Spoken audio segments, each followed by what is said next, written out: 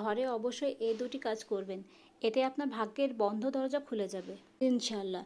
বাংলাদেশে 26শে জুন মহরমের 10 তারিখ মানে আশুরার দিন। এই দিনে ভাগ্যের চাকা বদলে যাবে। আল্লাহ আপনাকে যতটুকু তৌফিক দিয়েছে সে অনুযায়ী আপনি মিষ্টি জাতীয় খাবার বানাবেন। ওই খাবারের উপর একবার দুরূদ শরীফ পাঠ করবেন, তারপর 11বার ইয়া আল্লাহ ইয়া ওয়াদুদু পাঠ করবেন। এরপর আবার একবার দুরূদ শরীফ পাঠ করবেন। এবার আপনি যে খাবারটি বানাবেন ওই খাবারের উপরে ফু দিবেন। তারপর ওই খাবারটা আপনাদের পরিবারের মানুষদের খাওয়াবেন, বাহিরের মানুষদের খাওয়াবেন, গরিব দুঃখীদের খাওয়াবেন। ইনশাল্লাহ 100% আপনি এর ফলাফল দেখতে পাবেন। আপনার ঘরে কুদৃষ্টি, হিংসা, জাদুটোনা এর কোনো প্রভাব পড়বে না।